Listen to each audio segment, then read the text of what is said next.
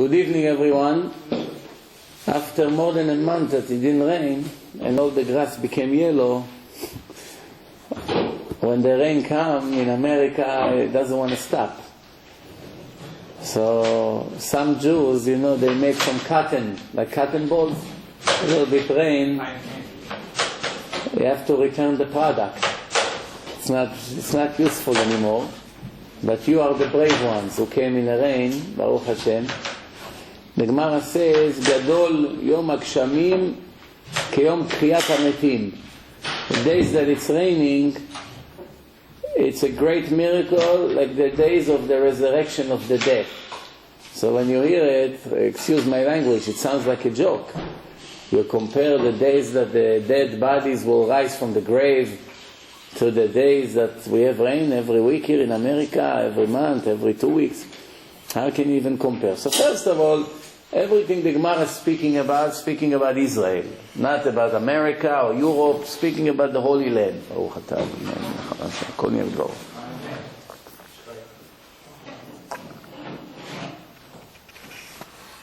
Speaking about the Holy Land.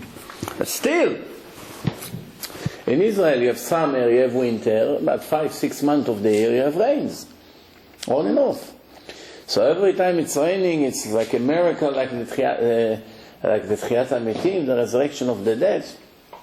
So the answer is, of course, why not? Why are we surprised? What's the difference between miracle and nature? Only one thing. They're both actually miracles. It's the frequency.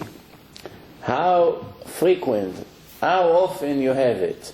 Something that you got used to, it happens every week or every month, you just stop getting excited from it. The first time people saw rain, believe me, it was a very big miracle for them. Everybody hid. That was probably in the time of Adam.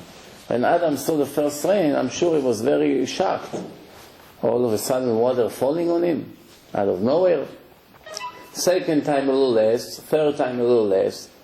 Until after 10, 20 times, that's it. Everybody got used to it. I always use these examples in the seminars.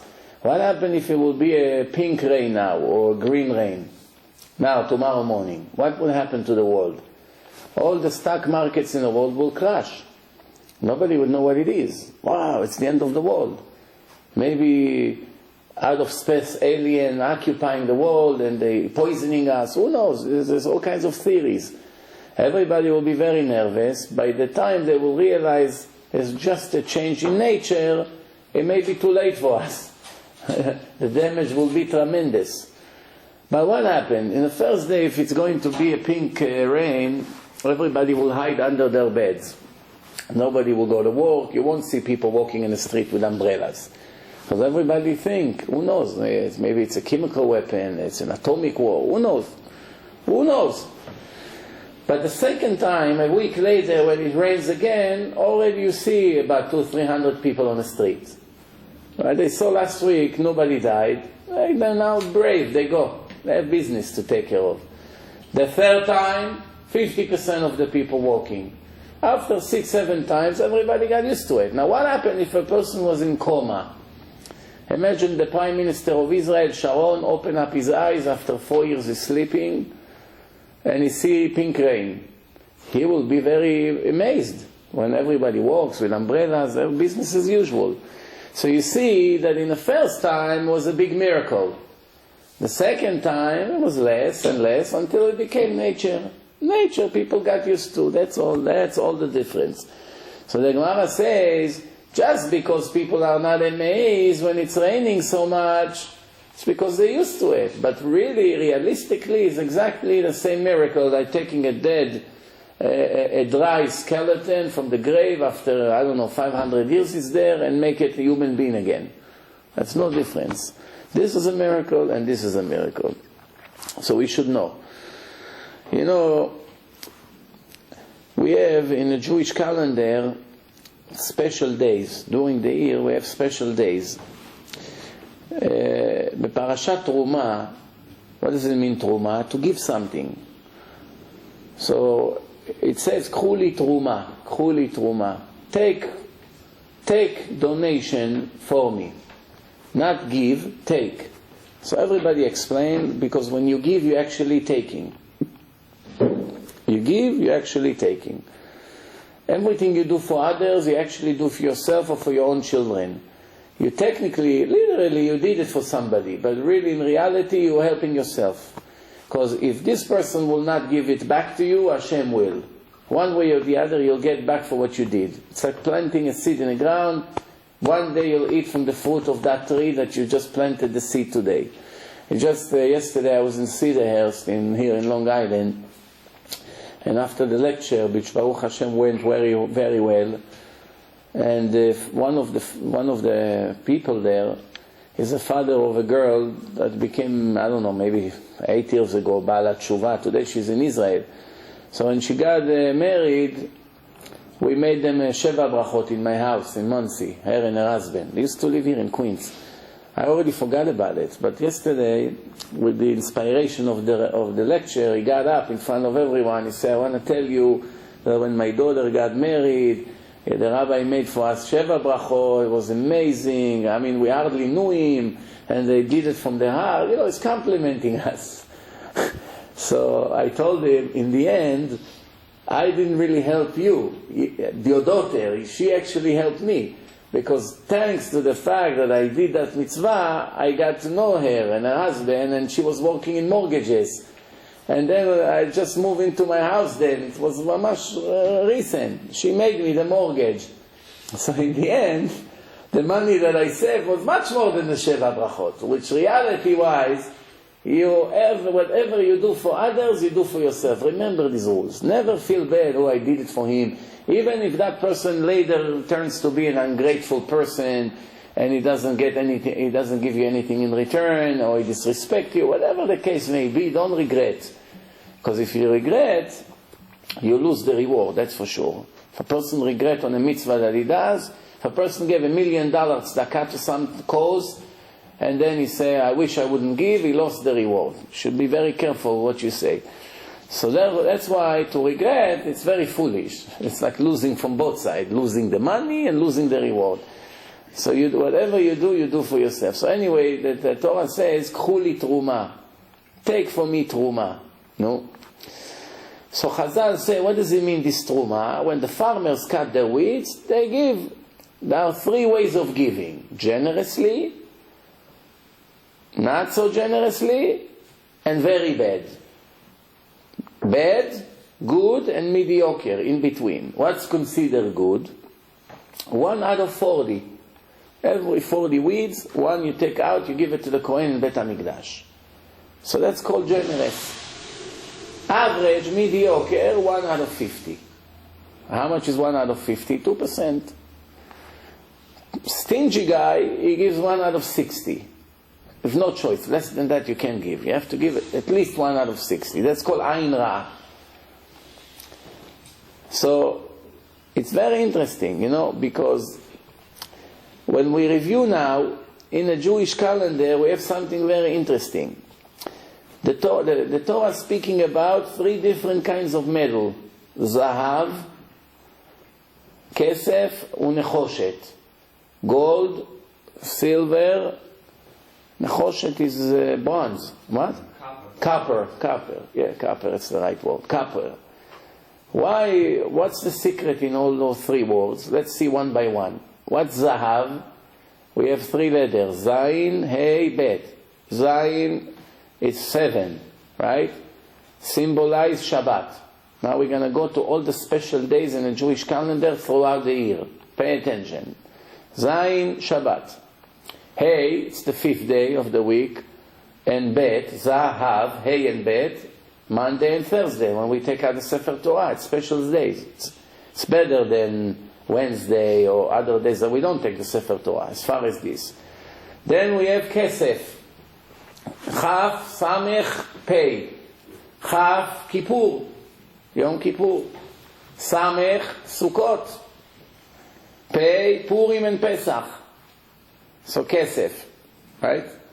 Then Nechoshet, Nun, Chet, Shin, Taf. Nun, it's Chag HaNerot. Which one is Chag HaNerot? Chanukah. Okay. Chet, Chodesh, Rosh Chodesh. Chet. Shin, Shavuot, and Shmini Atzeret. Taf, all the Ta'aniyot. Ta'anit Esther, Tisha B'Av, 17 B'Tammuz, we're getting there now. This is now, we're entering now Tammuz on Shabbat.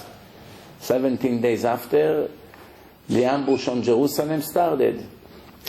Actually, the beginning of that, the 3 weeks, starting.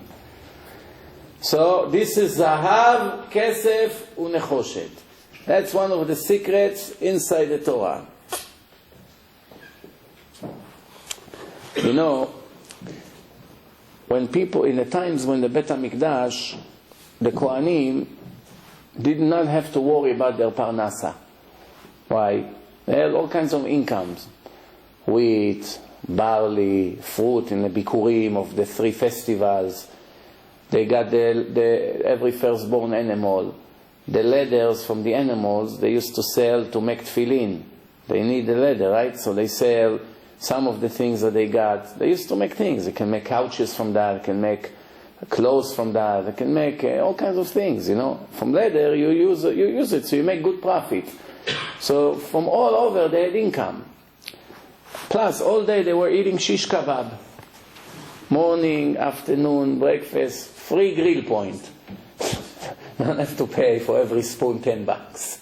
Yeah, but the problem is, like everything good, when you eat too much, you vomit. You don't like it so much. If every day you eat shish kebab, hey, Rabbi, change to something else. So they used to have a doctor in Bet HaMikdash checking them. The meat was much healthier than today. Today the meat could be a life risk, especially to some people. Some people suffer from cholesterol more than others. It's not necessarily only connects to a weight. We think that every heavyweight should have cholesterol. No. You know the sumus in Japan? Those gorillas, the sumus, 400 pounds? I once read an article that they have less cholesterol than any average person because they eat special food. They're very fat and heavy. And they don't have any cholesterol. I know some Yemenite guys, they look like a scarecrow. You make a fool, they fly with the wind, and they have high cholesterol. Yeah, they take pills. So, you know, so it's not necessarily only overweight, okay? Anyway, so in the time of the Bet HaMikdash, we used to have a special doctor to check them. So why today the meat is much worse than before? Because today everything is artificial, almost everything. They inject all kinds of steroids, water, they inject water to the meat, all kinds of things. We don't even know. They antibiotics to the cows. They inject a lot of antibiotics because a lot of them become sick. And every cow that dies is thousands of dollars lost. So they don't want to take a risk. So they inject a lot of antibiotics against all bacteria and germs. Sometimes the needle, when they inject it to the stomach of the cow, it makes a hole in the stomach and makes the para taref. Very dangerous. So some of the rabbis, they know how to check it very well. Some, they're not aware of it so much. Chas v'shalom, you can buy a glad kosher meat, and in the end it was taref completely because of that hole, of that long needle. So anyway... I thought they only checked the lungs when they... No, also if the animal has any wound inside, any broken bones or holes in the inside organs, it's also not good. So the Kohanim used to get income from all over. What about the Levim? The Levim also got. The Levim got Maaser Rishon, they got all kinds of things. But the Levim also had another job in Bet HaMikdash. Besides the Kohanim that were enjoying the meat, the Levim used to be in a choir, singing and playing very nice music. The music of the Levim was so beautiful, like a miracle. People from miles away, they heard their music. It's like the music flying with the wind all over. Chazal say that if you hear the music that they were playing Bet HaMikdash, you feel like your soul is coming out. It's like music that you cannot imagine what an impact it makes on a person.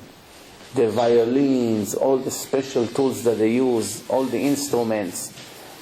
So the Midrash says a very interesting story. The Midrash says, על נהרות בבל שם ישבנו גם בכינו וזוכרנו את ציון. This is in Psikta Rabati Lamed Aleph. That's the source. So it's speaking about the Kina that we say in Tisha B'Av. It comes from Tehillim. This pasuk. Al Na'arot Bavel, Sham Yashavnu Gam Bachinu Bezochrenu Et Zion.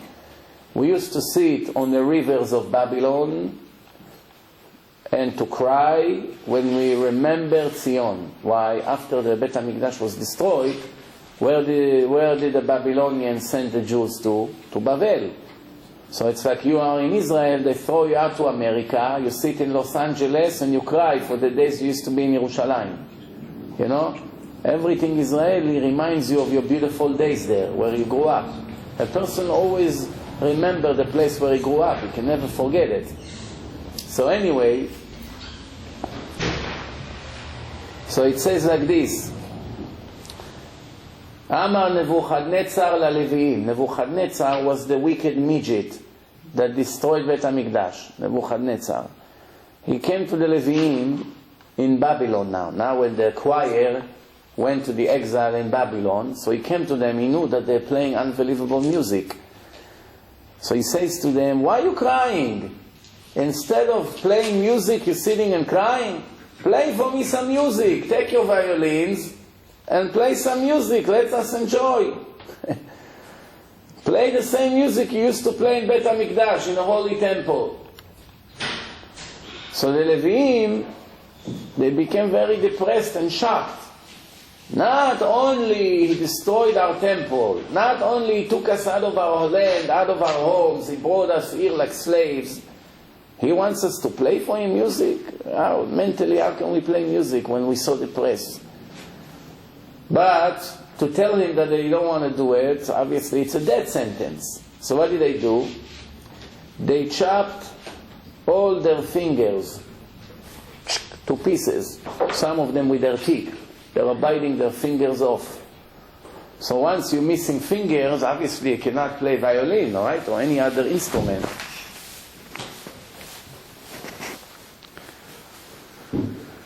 Later, after 70 years, when the Bet HaMikdash was rebuilt, the second one, some of them were still alive. Because when it happened, let's say they were 16, 18, add 70 years, and they're now in their 80s. So they went back to Bet HaMikdash, and they came, and they wanted to join the choir. They said, we want to come and play, or to sing at least. So they said, no, it's impossible, you cannot come. You cannot go into Bet HaMikdash and play music. Why? You consider Baal Mum. You have a physical defect. Somebody with a physical defect cannot serve inside the temple. So they said, it's not fair. We don't have a birth defect. We were not born with a defect. Our defect, it's because we are righteous. We sacrifice our health and our body not to play the Bet HaMikdash music to this wicked person. That's called Mesirut Nefesh. We deserve a reward for that, not a punishment. We deserve a reward. Why you are punishing us? So what's the answer? What do you think? They deserve to play? Those who can play, let's say they're only missing one finger or what, they can still hold the violin and play. What would you do? Would you let them play or no? What do you think? I would say so. After all, they didn't want to play for the wicked person. They didn't want to make a damage to their body. So from here we learn something very important.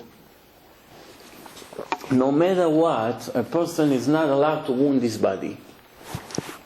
Not allowed to make any permanent defect in his body. Nothing whatsoever.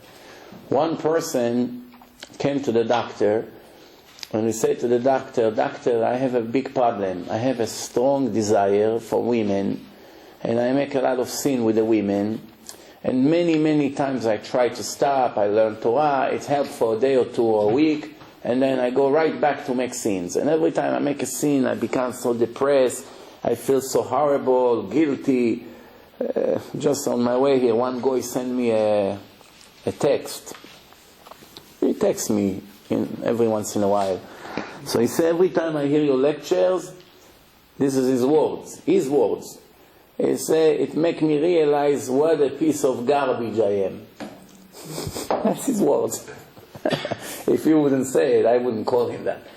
And this is a very good guy that wants to be close to Hashem, want to be righteous, and even thinking and talking about conversion.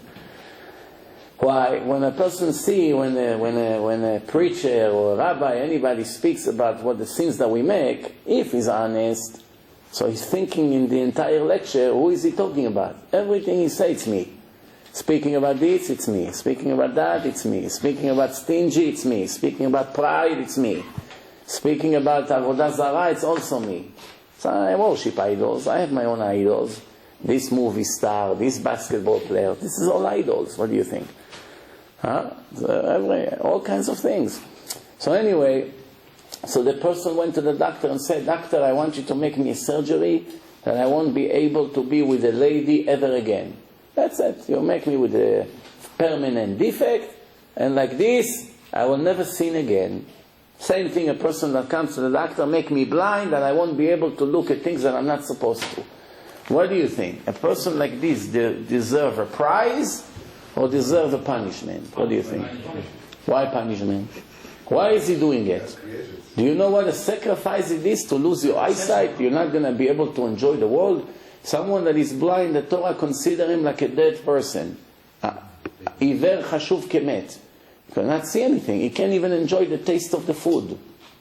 If you don't see and you don't smell, you don't enjoy the food. Did you know that? Have a test. Take like a handkerchief or something, put on your eyes that you cannot see. Close your nose and bring yourself Coca-Cola, orange soda, ginger ale, Sprite, and seltzer. You don't know. Somebody with you, and he's going to give you a glass, and he won't tell you what you're drinking. It can be Coca-Cola, it can be orange soda. You agree with me that there's a big difference on the taste, right? Between Coca-Cola to orange soda to seltzer, there's a huge difference, right? I promise you, try it, that you won't be able to tell the difference in your mouth. You won't be able to. You drink, you won't know what you're drinking. Why? Your eyes and your nose does not work, you lose your taste. It's all the five senses are connected. It's very interesting. When a person loses one eye, the other eye becomes double, stronger. The power that you lost from this eye goes to the other one. When a person becomes blind, his smell sense becomes a lot stronger, and his taste. It's interesting. It's like you have 100% and it's divided to five senses. So once you lose one, instead of 20, 20, 20, 20, it becomes 25, 25, 25, 25, because now you have only four senses. Very interesting how it works. So anyway, you're right. He deserves a punishment. Why? The test of this world is to overcome the test, not to eliminate the test. If you're eliminating the test in a not natural way, if you eliminate the test by making yourself certain degrees, for instance, I will never go to these parties. Why? I know there's a lot of sins there that can make me join them. So even though my desire tells me to go, it's going to be a pleasure for me. Since I don't want to sin, I force myself not to go. That's not eliminating the test. That's a part of the test. To go or not to go. The test begins right now, and I pass the test. I'm not going. Eliminating the test means a surgery. That's it. Now you don't have any test because you cannot see anymore. You cannot see. There's no test. You cannot be with the lady. There's no test. The idea is that you can do it, and you fight with your desires, and you're not doing it. The Rambam in Ilchot Tshuva describe a complete, perfect Baal Tshuva. What would you, if you would be the Rambam and you write today a book of Shulchan Aruch of Halacha, book of laws, and you want to describe in one sentence a perfect Baal Tshuva, how would you describe him? Let's hear. How would you describe a Baal Tshuva? You have only one sentence. You don't have time to start writing a Megillah here. You want to write it, you want to describe a perfect Baal Tshuva in one example. What would you use? What example? He has to be able to defeat the situation again. I hear you. Well, he can overcome all desires. Models. No, what else you say? Modest, able to overcome desires, what else? He got his diploma from Chavetz Chaim. No? He faces the same experience where he had stumbled, and he has the willpower to do the right thing. For some reason, I see on your forehead that you're pretty familiar with this Rambam. But I have one more thing to add to what you just said. It's still good.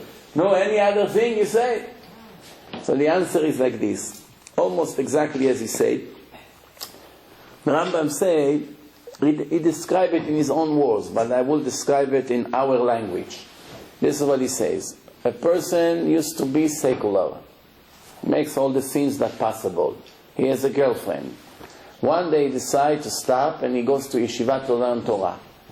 After a while, he comes back to his town and he meets his ex-girlfriend that he just left because he went to learn Torah. And he still very desired her and loved her, and everything is the same like before, even more, because it has been a long time that he wasn't with her. And she, of course, go like this. How are you? Wow, yeah, I missed you. You know, all this show. And now, he has two possibilities. One is to go to have coffee with her. You know, that's what they call it today. Let's have a cup of coffee. And the other way is to run away like from fire. That's a big test. So the Rambam said that he had an opportunity to be with her, and he did not go, not because he became very old, or sick, or something went wrong, or he lost his desire to her. No, that doesn't count. Then there's no desire, there's no test. That his desire is extremely strong, and he loves her dearly, and he, like we say today, dying to make the sin. But he did not do it because he's a Baal Tshuva. Arei ze Baal Tshuva Gamur. This is considered a case of a perfect Baal Tshuva. Why? If he's able to overcome such a test, everything else should be a piece of cake. We learn it from Kal Vachomer. It's needless to say, right? It's needless to say. If a person don't care about a diamond ring that costs $20,000 and he throw it somewhere, it's needless to say that if he has a ring that worth $50, that he's going to throw it, right? If he doesn't care about $20,000, he is going to care about $50. That's called needless to say. It's obvious. We learn it from Kal Vachomer. However, I have a question about this Rambam. My question. What's my question? We know that Chazal taught us that every person has different desires. Not everyone's desires are equal. We see sometimes people that have very strong desire to steal. And other people, you put anything near them, they won't touch. They don't have desire to steal. You can work in your business, you put candy cameras, you follow them for years, you never caught them once. Jews, goys, doesn't matter. Don't touch the register, never. Never do tricks with the customers, come back tomorrow, come to my home, I'll give it to you, all these tricks that they do. He doesn't do. Why? It's not his nature. Sometimes a person has very strong desire to speak Lashon Hara. He just cannot live without it. Has to do it. Like one, I asked somebody a question, she said, ask me this question after 11. So I told her why. It was in the morning. So she said, I'm a part of the Chafetz Chaim. What do you call it? Machsom Lefi. Yeah, Machsom Lefi. A block to my mouth. Up to 11 o'clock, I accepted not to say one word of Lashon Hara. So I wanted to tell her, you fool. If you already do it to 11, why don't you do it all day? What does it mean, ask me after 11? After 11, you're allowed to speak Lashon Hara. Why they tell you up to 11? Because they hope you'll be clever enough that if you didn't speak Lashon Hara from the minute you woke up until 11, you stretch it to the rest of the day. But sometimes it's hard to be tzaddik for a long time. A few hours it's okay, but to be too much, Rabbi, it's too heavy.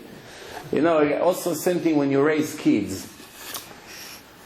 You have to know the right way. Why? To be too lenient, it's a disaster.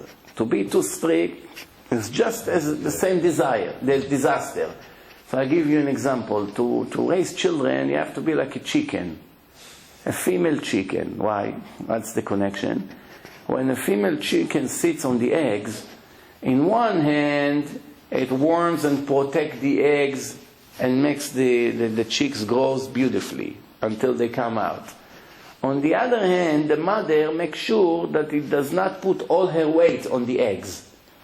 She has to go like a little bit lighter.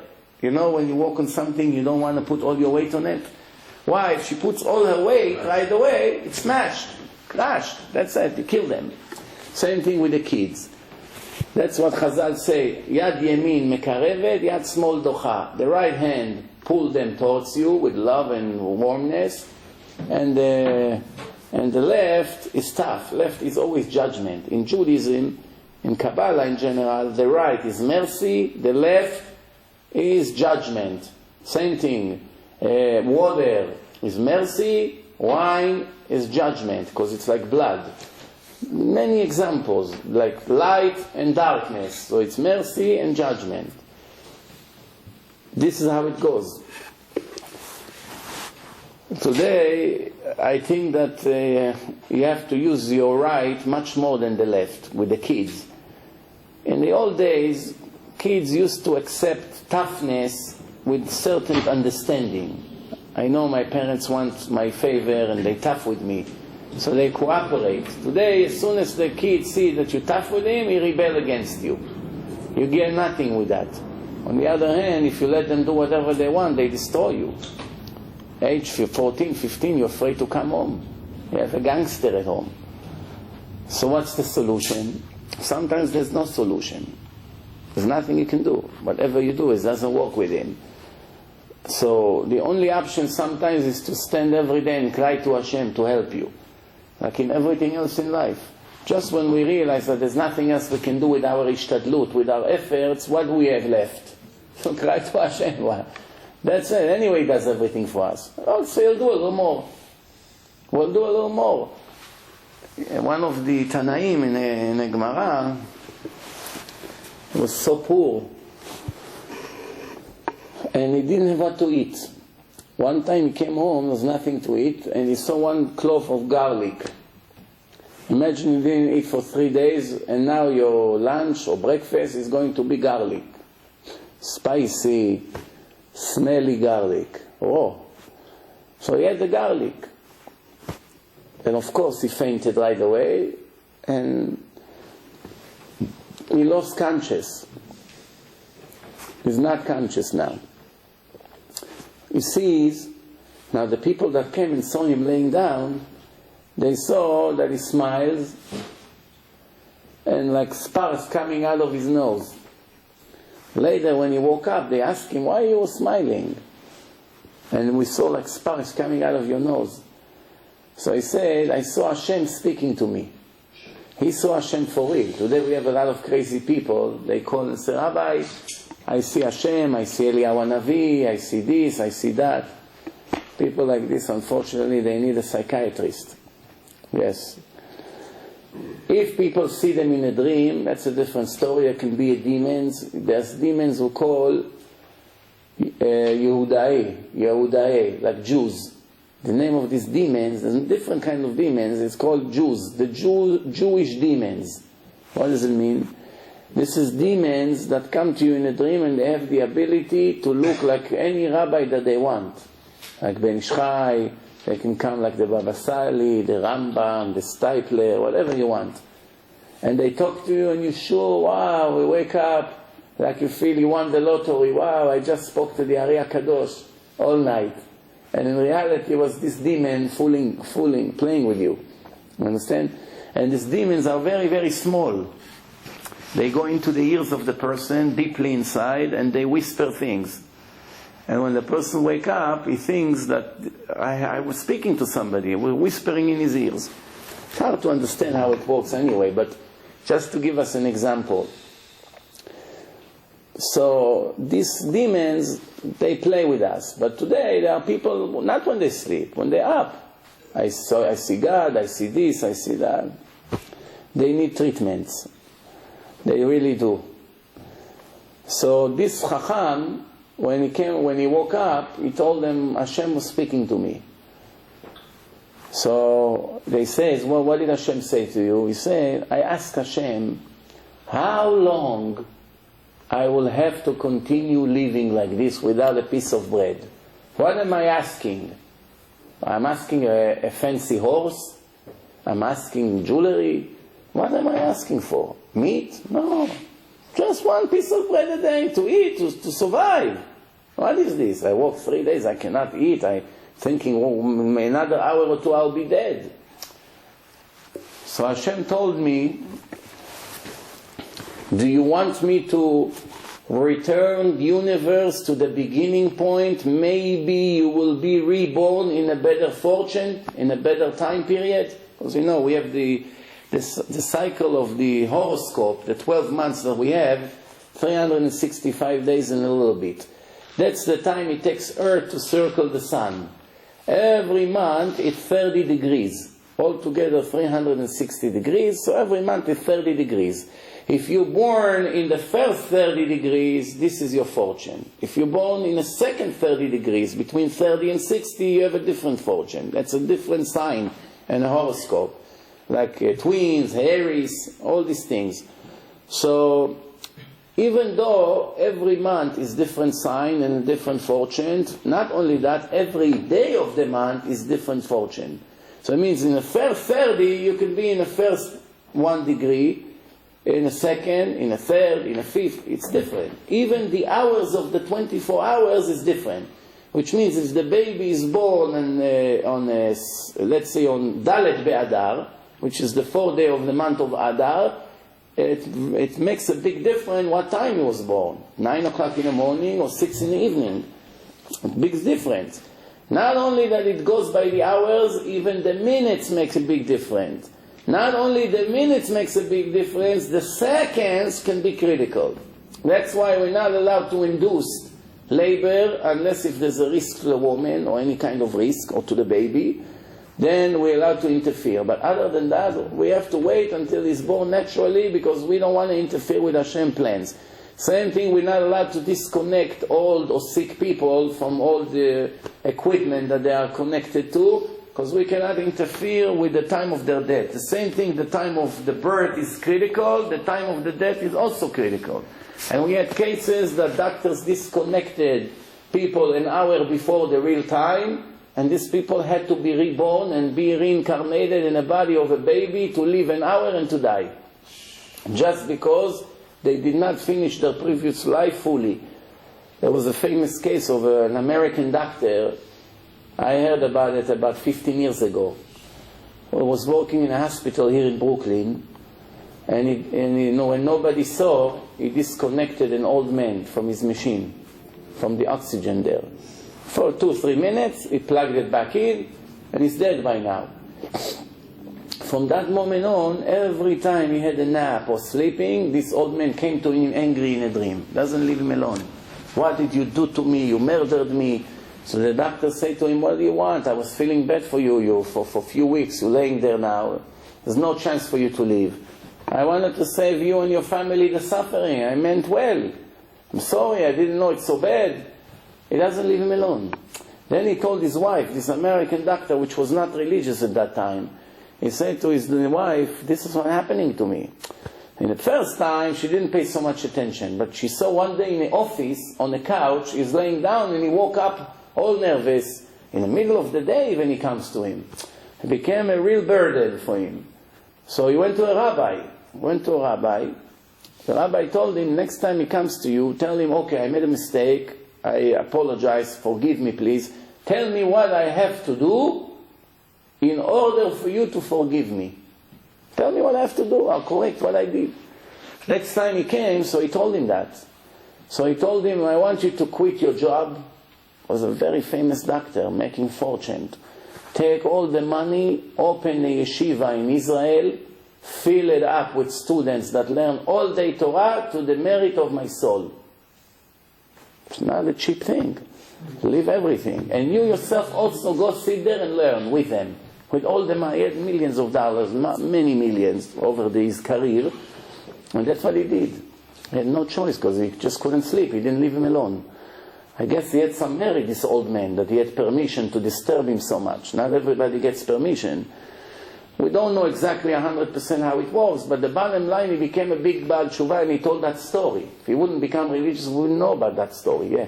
But I agree with 100%, but how do you explain the story with the shivcha of Rebbe, where he was dying, and the Chachamim davened he should live, and the shivcha davened he should die, and in the end, the shivcha won out, and Rebbe died, early.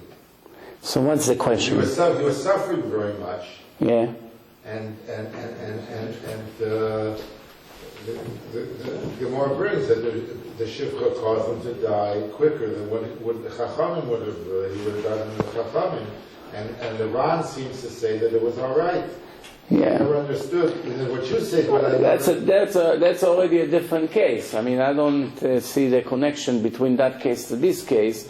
But just before I forget, so the poor rabbi asked Hashem, so Hashem told him, do you want me to go back to the beginning point of the world? Maybe you will be born in a better fortune. Thank you.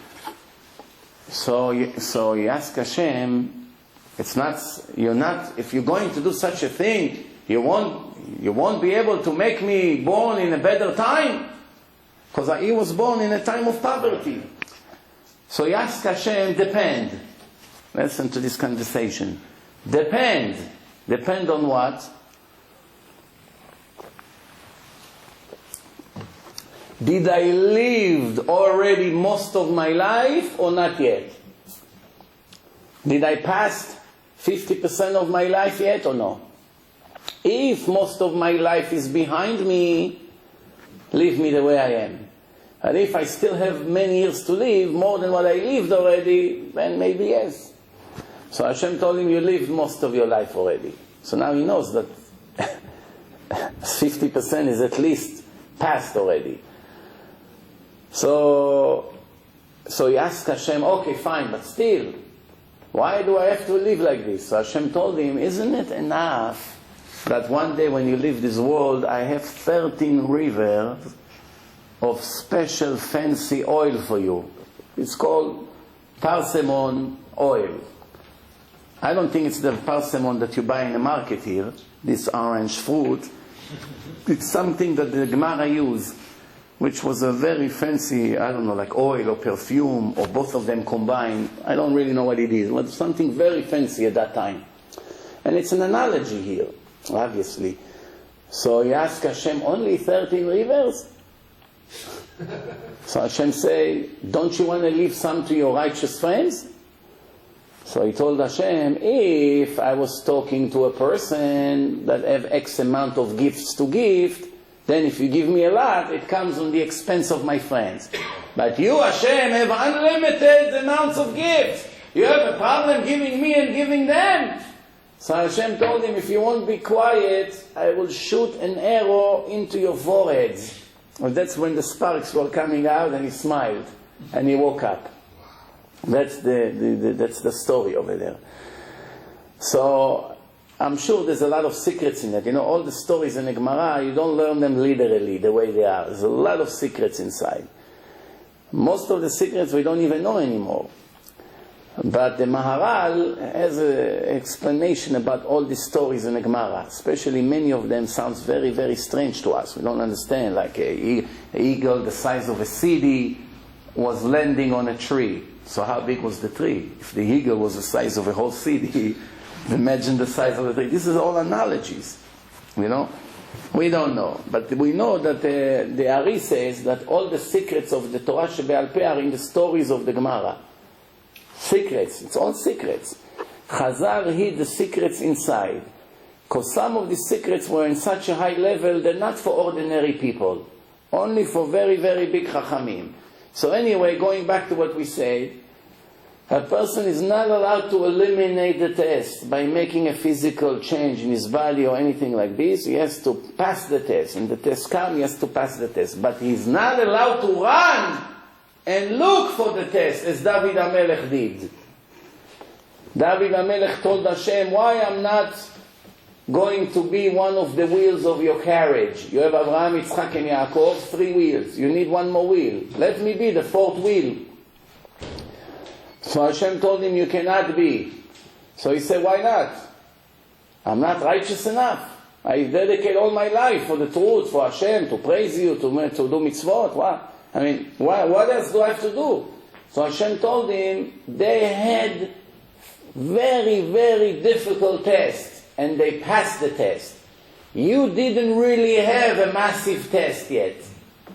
So he said to Hashem, okay, so test me. Right after that, you see Bathsheba on the roof of the building next to him. And he failed the test. From here you see that when a person says, give me a test me, don't be a hero. It's better to stay where you are. You want test, you fail the test. You'll fail the test. Shev ve'al ta'aseh adif. We have a law in Judaism. When you don't know where to head, stay, pause. Pause. Don't go. Not left, not right. Why? To stay where you are, it's sometimes better than to make a choice when it's the wrong choice. So now you're making a sin with your hands or with your legs. If you stay like this and you do nothing, it's better than to actually do something negative. Don't move. You don't know where to go. What are you choosing a direction? Right? Left or right? I don't know where to go. Maybe right is good, maybe left is good, who knows? So since I do not know what to do, I'm staying in my situation. There's another very important rule, you have to remember it. It's called Bari Veshema, Bari Adif. Bari Veshema, Bari Adif. Translation, certain and maybe, certain is better, always. Which means, not that the maybe is bad, maybe it's good, we don't know. Right? I'll give you a few examples. You have a yeshiva for your children that everybody for 20 years recommend that is a very good place to raise children. Everybody.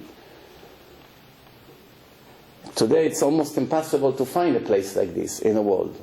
It's very difficult today to find a place that everyone recommends.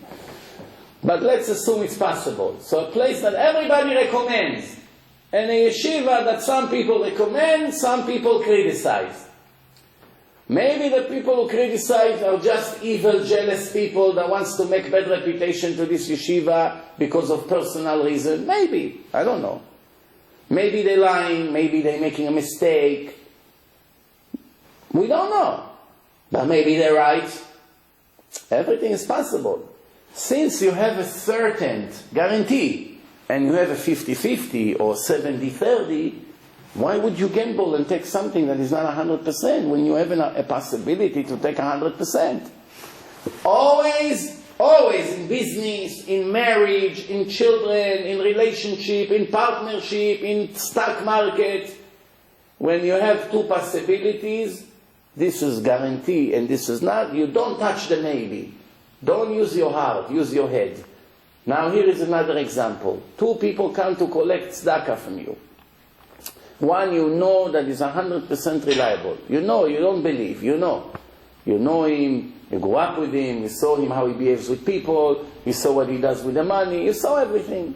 You know, he lives a simple life, he's not a fancy schmancy person, everything he gets donations he return right back to the public. And the other one you don't know who he is. He looks very impressive, but not everyone who looks impressive is really impressive. You don't know. Who should you give all your money to? You may say 50-50. They both Jews, no? Why should I deprive one from the other? The answer, no, my friend. Everything to the first one. Why? Because on the first one there's no maybe it's going to a waste. On the second one there's a maybe. You want to risk your money? Shouldn't. Same thing in investment. Same thing in giving a loan to someone. If you have a friend that you gave him already 20 loans and he always pay back on time, and then you have a person that for the first time asking a loan, and you cannot lend both of them, only one. He wants 1,000 and he wants 1,000. Who do you give the 1,000 to? The one who returned already 20 times. Why? Guarantee will return it, as much as it's up to him, unless if he die or something. As far as it's his concern, he will get the money. The other one, I don't know him. He looks nice. He has a very long beard. But the beard doesn't pay back the money. You know? Huh? Still a mitzvah. Still a mitzvah, but the question is, do you want to risk your money? I always say, in the old days, when a Jew wanted you to give him a loan, it was a very big mitzvah. Why? There was a chazakah, a certainty, that he's going to pay back. He's sincere, he wants to pay back. He needs a loan right now, he said, I'm going to pay it in a year. There's a very high chance that he will pay back, because people used to be mostly kosher, almost everyone. There was always crooks here and there. Obviously, you see all the Gemara, Baba Batra, Baba Metzia, Baba Kama, speaking about crooked people. Who do they speak about all these Gemaras? So the Ganav, he stole the ox, he slaughtered the ox, how much he pays, you caught the thief. Obviously, the Torah was given to people in that time that were not perfect. Needless to say today, that is 1,000,000 times worse, but there's always crooked people, always. Even in the generation who heard Hashem, there was bad people. They heard Hashem and they put a statue after, or a golden calf. Never been perfect, unfortunately. So when you see a situation like this, and in the old days when people used to pay back, there was a mitzvah to give. Today, it's almost guaranteed that the person that asked for a loan will not pay you back. Why? Check the statistic today. Check every 100 loans that people take. Check how many of them are returned on time. You'll be very surprised that a large portion of them are never being returned. That's what the Torah says, Lover rasha velo yishalem. When people borrow, they are very righteous. When it's time to return, they're not so righteous. There was a case of two Jews that one borrowed money from the other and he doesn't pay back. The other one calls him, comes to his home, check where he is, goes to the synagogue, going crazy. He's avoiding him. You know how it is. When he comes to knock on his door, he screams from the window to his children, I'm not home. He doesn't care that he hears. Just don't let him in. So now he's going to the rabbi, and he asked the rabbi a very interesting question. He said, Rabbi, I want to take two big gangsters, two gorillas, pay them a few dollars, and attach them to him, that they will walk step by step whenever he goes. He goes out of his home, they follow him all day. He goes to his work, they sit next to him in his desk. He goes to shul, they come, they sit by him in the shul. Two big gorillas, you know. This, not to touch him, not to break his bones, not to do anything, not to choke him, not to take the money forcefully from him, no. Just to disturb him and to embarrass him, because when you walk with two gorillas like this, everybody understands what's going on here. If they're bothering you, you know. What do you think was the answer? Allowed or not allowed? Not allowed. Not allowed. He has to come from his... Who said allowed? Wait, one more time, please. What was it? Allowed? Who said allowed? Only one person say allowed? On that we say in Hebrew, Tzadik echad besdom. One righteous person in Sodom. Everyone was mistaken and one was right. Of course he's allowed. No problem whatsoever. He is allowed even more than that, but that's not the time to say it in front of the camera right now. I don't want to give the wrong ideas. But how? He answered in the rabbi with a case that was 100 years ago in Baghdad with the Ben Ish Chai. The Ben Ish Chai was asked about one Jew that put another Jew in jail because he did not pay him back the loan. It was a big amount of money. He doesn't play games. He had connection with the police over there, the Arabs. They put the guy in jail. And now Pesach came. Leila Seder. Tomorrow it's Leila Seder. So the family of the crook went to the Ben Ish Chai to beg him to order that Jew to cancel his complaint, that their father can come out of jail for Pesach. So the Ben Ish Chai says to them, until you came to me to ask for mercy and forgiveness for the person who's not paying back his loan, let's talk about a different mitzvah from the Torah, that you have to pay back the loans that you took on time. That's just as important mitzvah. They came thinking the rabbi will feel bad for them. The rabbi said, let him sit in jail until he pays back the money. Understand? Torah, it's not hearts. It's common sense. You cannot have mercy on the crook, because by having mercy on the crook or the criminal or on the murderer or on the Mechalel Shabbos, it means that you disrespect the righteous. And Chazal already said, everyone who has mercy on the cruel people, for sure, one day will be cruel to the righteous people. Guaranteed. Why? That means that you're functioning the opposite of the truth. If you see a liberal Jew that speaks against Israel, against the Torah, and is pro-Arab, pro-Palestinian, pro-Hamas, these boats, Imach Shimam v'Zichram, that come, these provocatives with knives to kill the soldiers, and he's saying, what kind of army we are, why we didn't let them in. Somebody like this is the biggest enemy of the nation of Israel. The biggest enemy. Is much more dangerous than the actual terrorist. Why? Because the actual terrorists, everybody knows, they are the murderers. They're coming to murder us. He's sitting among us. It can be your uncle, it can be your cousin, it can be your neighbor. He's going to sit with you in the same table and sometimes in the same shul. There's a place where I used to go, I still go there, once in a while to give lectures and weekends. There was one lawyer over there. He has a yarmulke, believe it or not. He's worse than Arafat. 100%, without a doubt, in his opinions. You should see how he talks. Everything comes out of his mouth to protect the murderers, the filthy haters of Israel. 100%. What about us? What about us that's fighting for our life? That's not his concern. Always about the terrorists, about their rights, about in jail, what the United States does in that jail, and this. I said, but what about the innocent people that are murdered by them? What about them? You don't feel bad to release the murderer? What about the families that sit and cry for 30, 40 years? Nobody cares about them.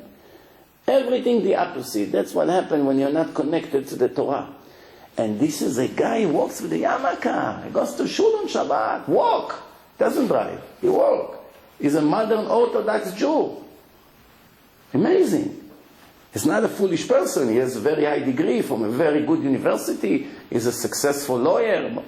Now I heard he lost all his money in one shot. Something like Madoff. Maybe it was Madoff, I don't know. He got wiped out. He lost his big mansion, everything. Maybe Hashem wants to wake him up. It's about time before it will be too late. But you should see the arguments that we had. Unbelievable. The Torah says, when you have a Jew, your brother, to save, or a Goy, who comes first? Your brother. Same thing the Goyim. When the Goyim has their own brother and a Goy from a different nation, they have to save their own brothers. Right? If an Iraqi Arab has an Iraqi Arab to save, or a Persian Arab to save, he has to save his own nation first. They all come from the same parents. It's common sense. It's not prejudice or not anything else.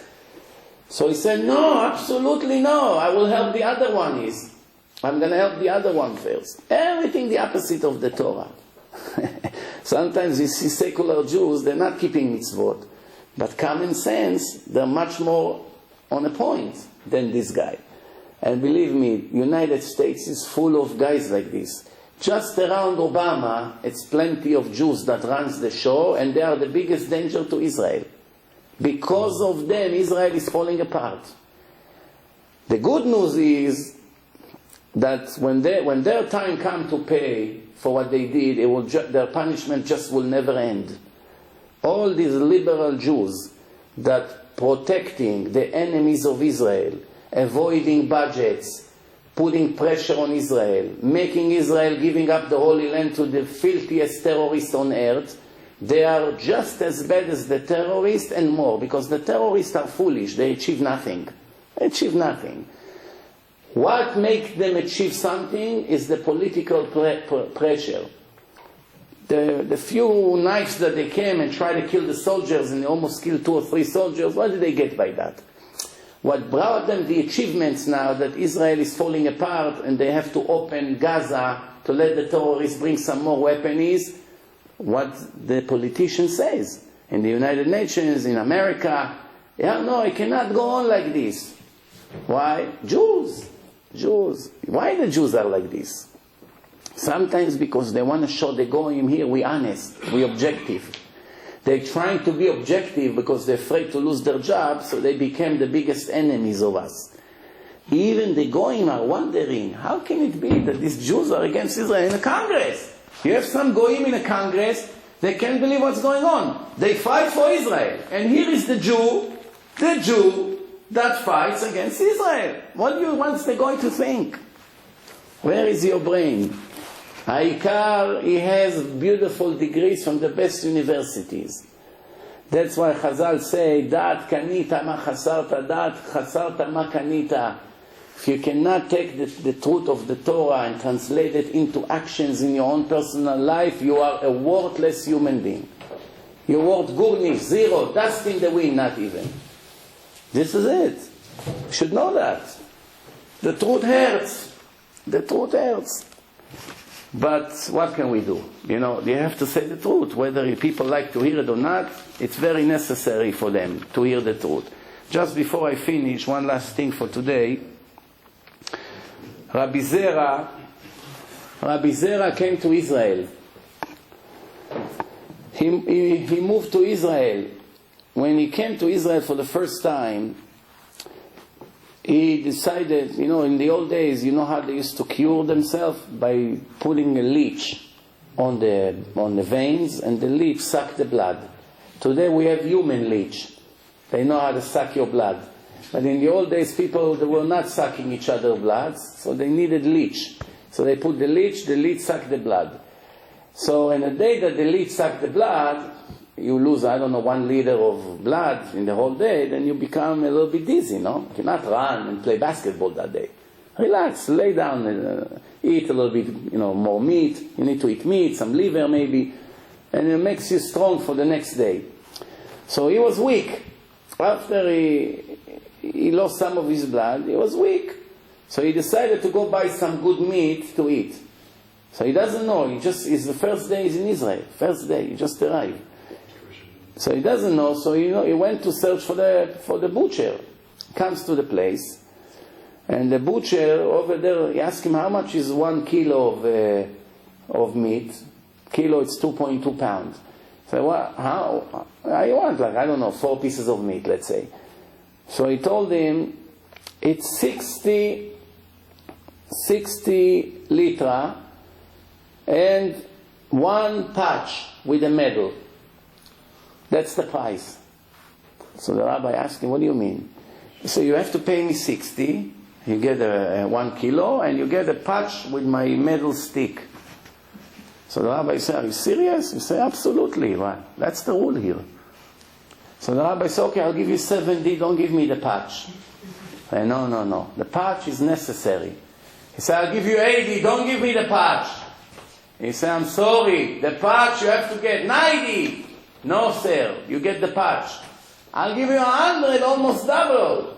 Say, no, first comes the patch, then the money. So the rabbi said, okay, I don't want meat. So what does he do now? He's a little bit dizzy. He goes to the yeshiva. He comes to the yeshiva. He goes inside. First day in Israel. You just meet the people there. Hello, how are you? Nice to meet you. He said, I'm very disappointed from the rules in this town. So one of the scholars over there, he asked him, what rules? He said, I never heard such a thing, that the store forced you to get a patch. You gotta change your rules here. It's very disgusting.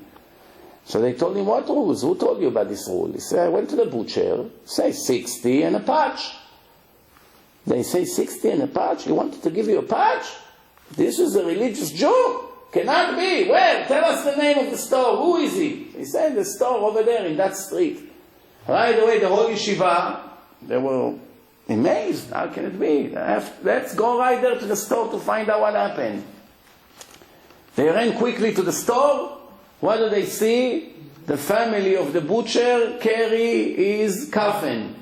He's dead already. A few hours later, he's already dead. Hashem killed him. So they turned their face and they look at Rabbi Zera. Rabbi Zera was a very holy big man. They look at him and say, Rabbi, you were so upset from a patch that because of you, look what happened to him, you killed him? You're so strict? So the rabbi said, no, God forbid, absolutely, I wasn't even angry. I thought this is the rules of that place. Such a pure person, he didn't even think that a Jew will make such a thing on his own to give somebody a patch. What is this, a joke? So he thought that's the rules of the place and was trying to figure out why they have such a stupid rule. So he said, I wasn't angry at him, I thought it's a rule. You know, I saw he's not giving up, so I thought that it's a rule. So the Gemara says he wasn't really angry at him, but Hashem was. When you mess with the ordinary person, it's really between you and him. He forgives you, fine. He doesn't forgive you, you have a problem. 3 times you request him to forgive you, it's over. You did what you have to do to correct your mistake. What happens if he's a Talmid Chacham, somebody who knows a lot of Torah, and you offended him? Then even 1,000 times you go, and he did not forgive you, you still have a very big problem, like in the beginning. But I went 1,000 times, what, all my life I'm going to go? All my life? Yes, all your life, every hour, every minute. Why? You don't want to die with an open case that you insulted a big rabbi or did something to him or stole his money or anything like that. You have to know who to mess with. If you're a fool that wants to mess with people, mess with the right people. Don't mess with the wrong people. Because sometimes one incident that you have with one chacham is worse than 1,000,000 small incidents with other people, as far as the punishment, the outcome. One Rebbe was teaching in class, elementary school, in yeshiva, and he insulted a boy deeply. Amash crushed him in front of the whole class. Unfortunately, today it's very common. It happens every day in different yeshivot and schools in the world. Not to talk about public school. Over there it's physical punches over there. You know, metal detectors you need. Every day that a teacher in a public school returns home to his wife and children, it's already, he should make Birkat HaGomel. Every day. Bless Hashem for another day of life that he got by a gift. Why? Who knows? You know, you got to such a... It's a war zone. War zone. Sitting with all these criminals in a class. You know? So anyway, he insulted the students so bad that, you know, the students, that's it. From that day on, he couldn't learn anymore. He lost all his confidence. Mamash destroyed him. Many years later, that student didn't even go to a higher yeshiva. He didn't get married. He's home depressed. All his friends got married one by one. What does he do? He's a bum. He's in his bed all day, like this, depressed. One time Hashem turned it around that this teacher saw one of the kids from the class and started to ask him what happened with this guy, what happened with this guy, what happened with that guy. So he told him, no, that guy is after he graduated elementary school, that's it, he went home, he's depressed, he lost all his confidence. So right away, he had some fear from Hashem, this Rebbe. So he realized it's because of me. Let me go and ask him to forgive me. People think that you can destroy someone's life and then you give him a call, 1 minute, 30 seconds, I'm sorry, forgive me, I'm so sorry, I'm embarrassed, goodbye, it's over. No. It's not like that. And even if the person says, yeah, I forgive you, maybe in his lips he did, not in his heart. The idea is to clean his heart, which means that when tomorrow he sees you on the street, he want to hug you. That means mechila. Not that he say, yeah, I forgive you, and when he see you tomorrow, he say, I wish this guy will die.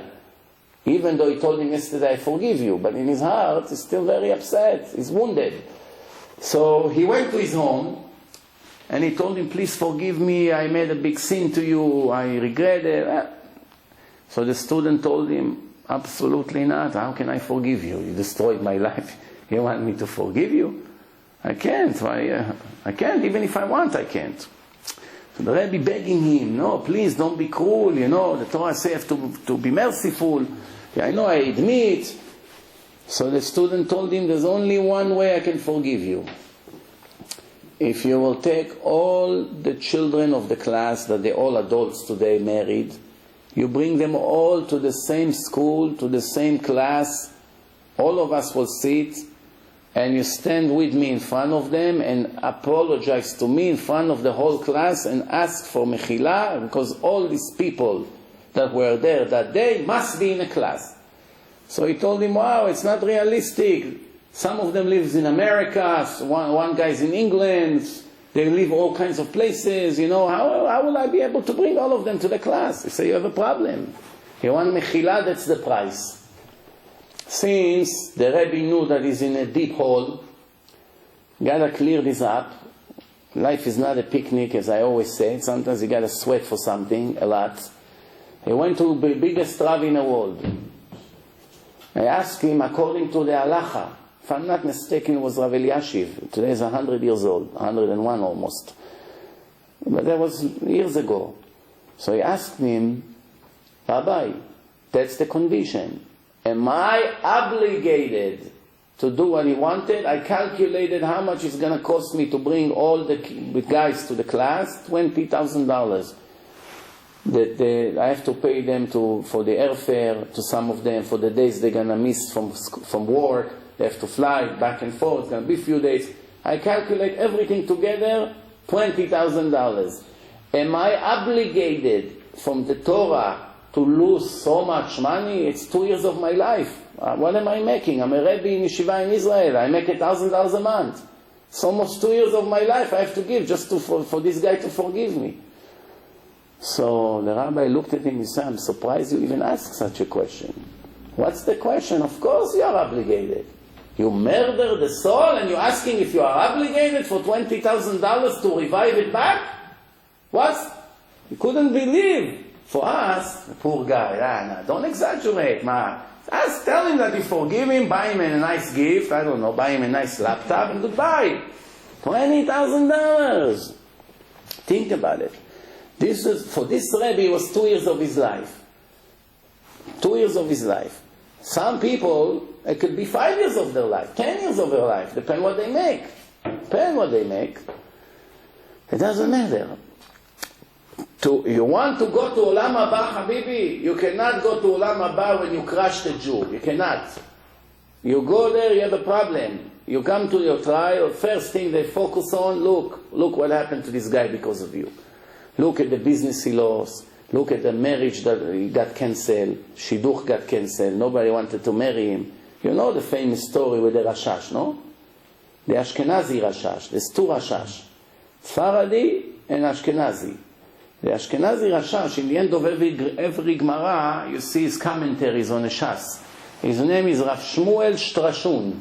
Rashash. Rav Shmuel Shtrashun. Resh Shin Shin. He used to give loans to people. Not for interest, God forbid. Not for business. 100% help. Mitzvah. Good deeds. So he had the budget, X amount of money. Every poor person or somebody in a need that needs right now a loan comes, he takes a loan, he asks him when you're going to return the loan, he writes his name in his notebook, and no interest, he pays back in a year, 2 years, whatever it is. But he writes in his notebooks who paid back. Before Rosh Hashanah, he sees that one guy took 1,000 rubles from him, and now Rosh Hashanah comes, everybody pays back. This guy didn't pay back. He sends somebody to call him, he comes, and he says, what about the $1,000 you're supposed to give it 3-4 months ago? So the guy said, Rabbi, I'm surprised you're asking me this. I came to you 3-4 months ago, you were here sitting learning Gemara, I gave you the money, you told me leave it on the table, and that you're going to write it in your notebook later. I paid you back the money. Rabbi said, very strange, I don't even remember such a thing. Sure, it was me here. So yeah. So you have any witness? Anybody came with you? Somebody from my house saw you? He said, no, you were here alone, yourself. So the rabbi said, what can I tell you? Look, my notebook, and I'm missing $1,000 in my box. If I had the money and I just didn't write in my notebook, then I would believe you right away. But since I'm missing the money, where is the money? I don't remember having the money. So what can he do? This is a poor guy. He has a little grocery store. So in the meantime, you know how the rumors travel. Somebody heard it right away that this guy didn't pay the rabbi back. He told his friend, which told his cousin, which told his uncle. A week later, no customers come into his grocery store. The thief, he dares to steal money from the chief rabbi here in town, we're not going to buy anything from him. Needless to say, his parnasa went to zero almost. Now his daughter was in the middle of shidduchim. She's going on dates to get married. Everything got cancelled, nobody wants to even date her. 1 year, 2 years, she's 23. In the old days, 23 was a grandmother already. Not like today, they don't even know how to walk yet. And they're just learning how to, to bake a challah maybe for the first time, 23. 23 in the old days was a grandmother already. The world was much more advanced. People were tough. So anyway, the poor guy cannot marry his daughter, so they had to move out of town to a place and nobody knows about it. They knew there, nobody knows their history. A few months later comes Pesach. Pesach, you clean all the books. They open the Gemarot to clean all the breadcrumbs and something. What do they see? 1,000 rubles folded inside the Gemara. The rabbi, his heart dropped, like you feel how your heart goes down to the floor.